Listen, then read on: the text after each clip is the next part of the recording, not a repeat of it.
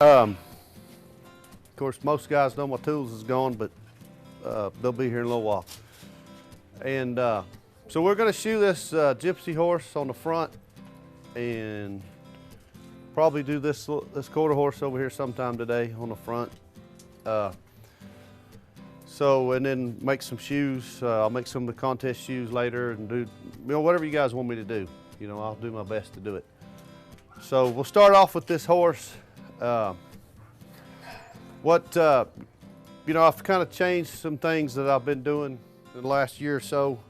And I was telling Doc about it when he was out at the house, and it's probably nothing that a lot of guys ain't done. It's just over the years, I've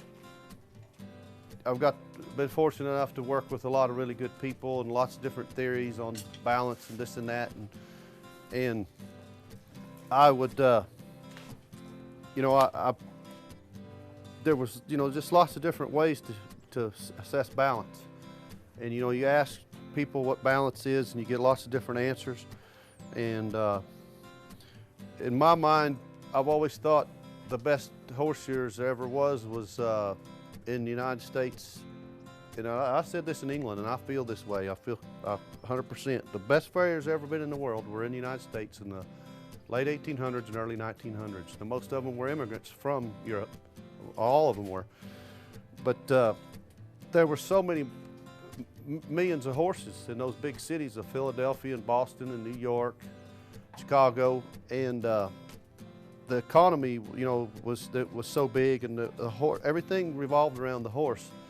And the horse wasn't just a hobby. You couldn't just stall rest it if there was something wrong. It'd be his trucking company, was horses, and if some of the horses were lame or one of them was lame, it'd be like his Peterbilt truck was broke down, or, and, you see on a lot of old Western movies and stuff, the blacksmith shops, you always see them in those movies, and those guys were good blacksmiths, but I don't think they were the best horseshoers. But, they did a lot of blacksmithing, and built wagons and sharpened plowshares and things, but they didn't get under the amount of numbers of horses that those guys in those big cities did. And I like reading those old books, and one of the books I have read, those guys is in New York in one shop, and in the spring or in the fall they would go to ice shoes, to shoes for traction, and this is all in a lot of cobblestone, all the streets were cobblestone. And so they would go to shoes for traction in the fall, and then in the spring they'd take those off, and that was their really busiest times. And sometimes that one shop would shoot 200 horses a day. Now it was 17 guys, but they would shoot 200 horses a day, and there was two guys, and all they did was, these two guys was, they were like mad scientists. They were just, you could tell they were obsessed with, they just, basically all them two did was worked on the lame horses. So my objective here is, some of my objectives, I got lots of objectives here, but first I'm gonna try to get his foot level, and for me, like I said, level now is I want the coronary band parallel to the ground.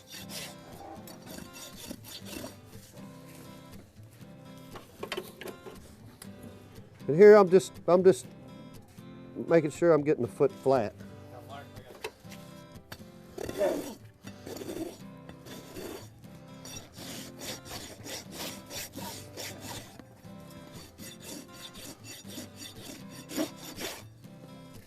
Now, one thing I will tell you, when you're everyday shoeing, it's no big deal, but lots of you guys already know it.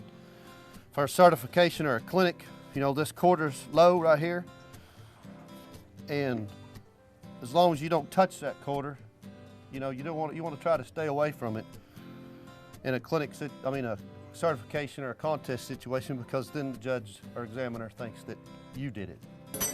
So when you bevel that, you almost bevel it like when you're shaping a toe on a hind. Yeah. Yeah.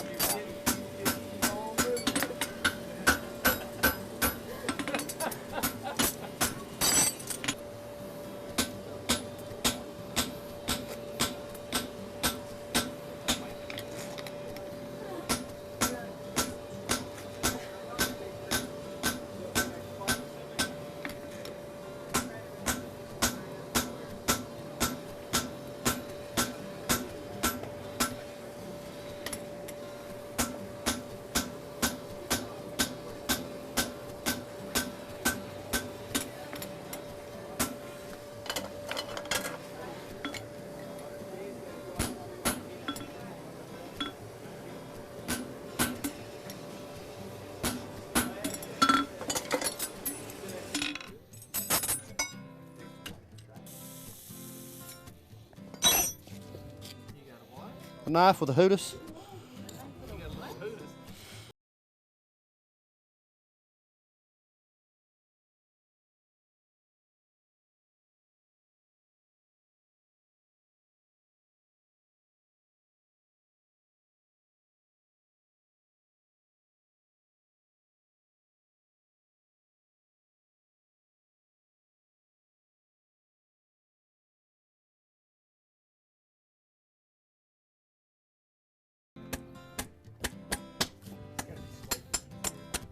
Did you do like a little mini? It doesn't matter. No, yeah, that's like just like perfect size drafting for me.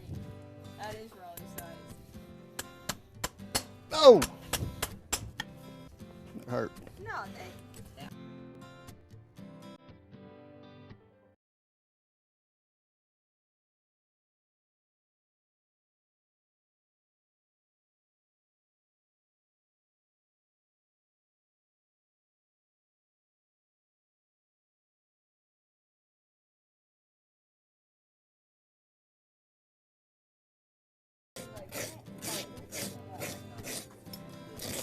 You know, that's a pretty good sign right there that the heels are too high.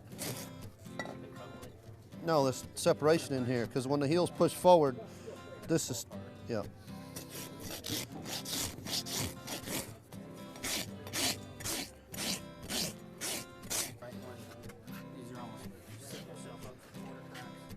It's hard to keep an egg bar on a horse, but I'd like to put one on him for a little while. Get it on? At least till he gets better, and then you can take him off.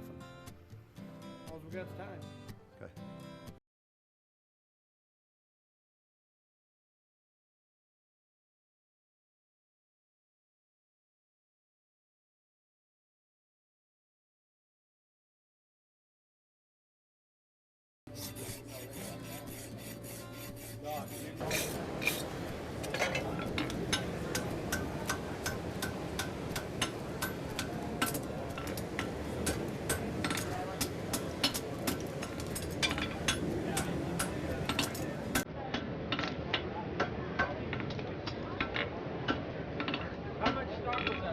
Can't tell you. 14 1/4.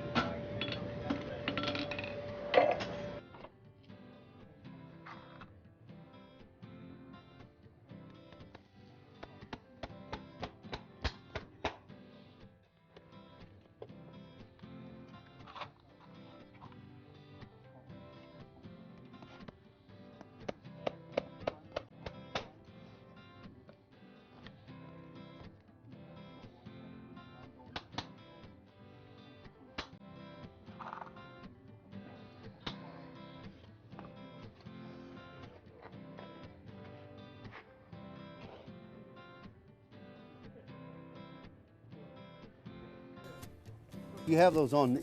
Indians can't track you. Is there a reason, like you beveled that, not the ground surface, but the other side though?